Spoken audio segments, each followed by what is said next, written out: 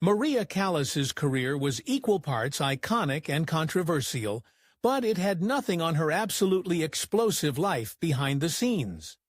This first-class diva, through legendary temper tantrums, started feuds and broke up one of the most iconic couples in American history in the most scandalous way imaginable. You see, Maria Callas was the other woman between Aristotle Onassis and Jackie O. Jackie found out in the worst way imaginable, and her reaction was utterly deranged. But I'll dive into this in more detail later. Born in December 1923 to Greek immigrants George and Litsa in New York, they hoped to make a better life for themselves. Sadly, they were doomed from the start. George was laid back and unintellectual, while Litsa was obsessed with becoming an influential socialite.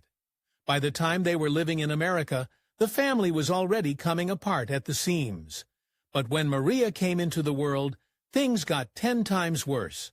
When Litsa was pregnant with Maria, she had just lost a young son, Vasilis Tomenogitis. Desperately hoping for another boy to fill the void, she was crushed at the thought of having a girl. No one could get her to even look at Maria for the first 4 days of her life. Yet soon enough, this mistreatment took a much more alarming turn. For a while, Litsa continued to ignore Maria, preferring her older, prettier sister Jackie.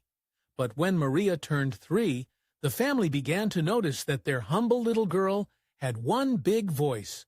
So big, in fact, that Litsa began to see dollar signs and society columns whenever she looked at her daughter.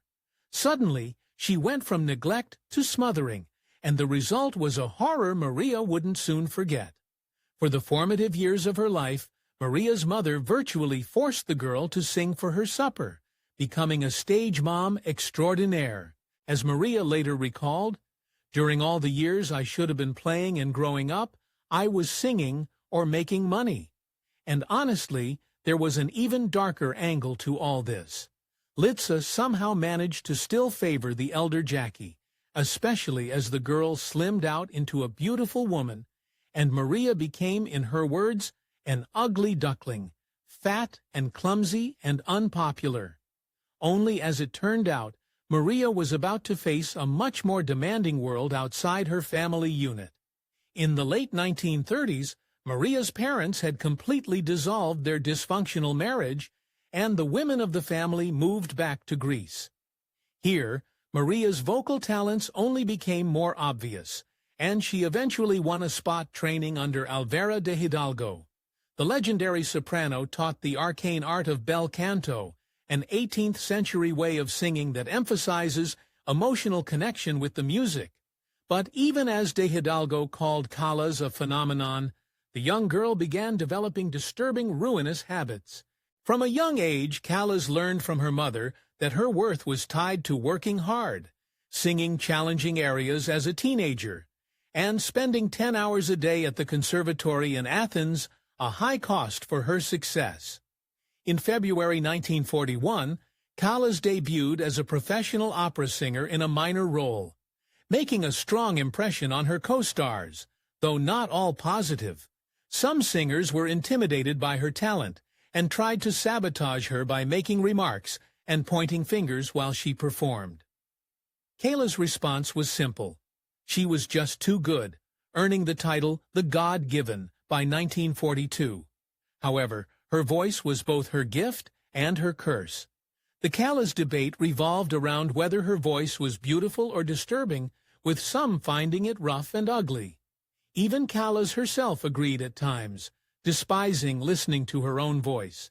Callas could fight fiercely for her art. Once, after hearing a man say she wouldn't succeed due to her weight, she attacked him, bloodying his nose, then still performed that night, receiving rave reviews despite her swollen eye. In the mid-1940s, her life became more dramatic. In Verona, she met Giovanni Battista Meneghini, who was 26 years older but pursued her passionately. They married in 1949, and he began managing her career. That same year, she performed 2 demanding roles back-to-back, stunning critics and elevating her status to an icon. In the early 1950s, a rivalry with Renata Tebaldi emerged, leading to a legendary feud. Tensions exploded in 1951 when Tebaldi performed encores against their agreement, angering Callas. Callas attended Tebaldi's performances to loudly cheer her on, causing Tebaldi to falter and reduce her appearances. The feud only intensified, showcasing Callas' competitive spirit. At the peak of their rivalry, Tebaldi claimed, "I have one thing that Callas doesn't have, a heart." Callas famously compared Tebaldi to Coca-Cola, and herself to champagne. Though Callas later claimed she was misquoted, the comment became legendary. Despite claims that the rivalry was exaggerated, it was well known not to mention one diva to the other. When Tebaldi asked for a La Gioconda recording, Robinson chose one not by Callas. Tebaldi, however, listened to Callas' version and asked why she hadn't been told it was the best. During her feuds, audiences often chose sides. Rival supporters hissed at Callas, fueling her performances. She would sing her best arias directly at her critics, and bow only to those who supported her. As she said, "If I hear them stirring and hissing, I know I'm on top. If I hear nothing, I know I'm slipping." In 1955, a photo captured Callas' dark side. After a performance of Madama Butterfly, she was handed a lawsuit by a fake agent, and her vicious response was caught on film. This incident cemented her tigress reputation, but beneath it all, she was more fragile than people realized. From a chubby child and adolescent, Callas had grown into a heavy woman and had always carried weight well into her early career. At 5'8", she hovered just under 200 pounds, and while having extra weight often helped sopranos produce fuller sounds with their bodies, this apparently wasn't good enough for the men in Callas' life. One day, one of them let her know it in a brutal way. While recording the opera Lucia in Florence, Callas was out on a lunch break with the operatic baritone Tito Gabbi and her old mentor Talio Serafin. Unable to mind his own business or his own food, Serafin watched Callas eat, and then informed her she was stuffing her face too much and letting herself go. When Callas protested that she wasn't really all that heavy, her friend made an incredibly insulting suggestion. Instead of letting one of the most jaw-dropping divas do what she darned well pleased, Serafin cattily suggested that they put Callas' protest to the test and have her step on the weighing machine just outside of the restaurant's side note. That should be illegal. Callas agreed, and when she saw the number on the scale, she found the answer somewhat dismaying, and she became rather silent. After that, something broke. Soon after this friendly altercation, Callas decided she needed to slim down. She claimed that because of her weight, I was tiring myself on stage. Then again, she had more heartbreaking reasons. She also said she was tired of playing a game, for instance playing this beautiful young woman. You know, as if she wasn't beautiful already, at a higher weight. Thanks again, Tolio. When Callas was through with her mission, the results were alarming. Whatever Maria Callas put her mind to was sure to happen, and she lost almost 80 pounds in a year, turning into a slender and graceful figure, who one conductor called possibly the most beautiful lady on the stage. But there was an ugly facet to her transformation.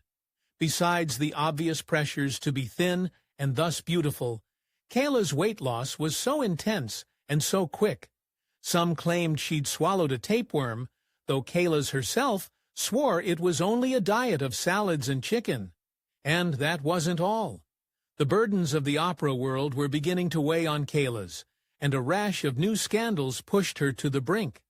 In 1958, Callas tried to bow out of a show at Rome's Opera House, pleading sickness and asking for an understudy. The management, who were expecting Italy's president that night, simply told her no one can double Callas and insisted that the show must go on. Callas pushed through, but it ended in utter disaster.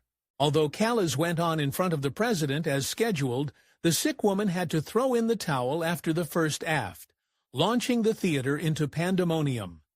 The media accused the diva of storming out on the head of state, and newsreels soon began mocking her by saying, "If you want to hear Callas, don't get all dressed up. Just go to a rehearsal. She usually stays to the end of those." And just when Callas thought she was going to catch a break, it went from bad to worse. 1958 was a very bad year for Maria Callas. Later in the year, she was in negotiations with the Met for their next season when she hit a big bump in the road.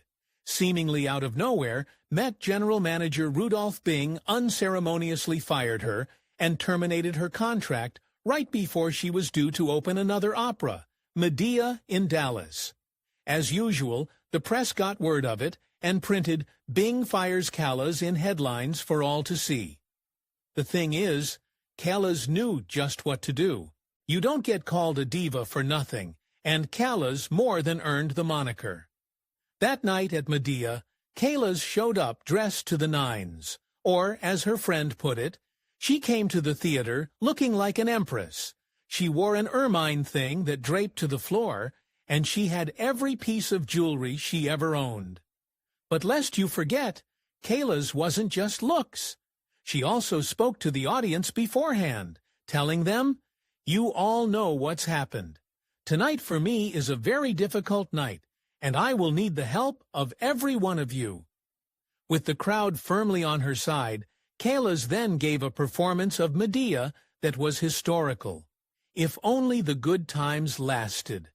Around the same time that Callas lost the weight of roughly half a person, she also lost something much more precious, control of her voice. Though no one can know for sure what caused this, many blame her weight loss for changing her body and not providing her with enough breath support. Whatever the truth, her voice steadily began to lose its fullness, and as one of Callas' fellow sopranos wrote, "I don't think that anyone who heard Callas after 1955 really heard the Callas voice. It was as painful and harrowing a loss as the diva could have ever received. And maybe this is why she began to destroy her life from the inside." In 1957, Callas was attending a glamorous party when she met the Greek shipping tycoon Aristotle Onassis.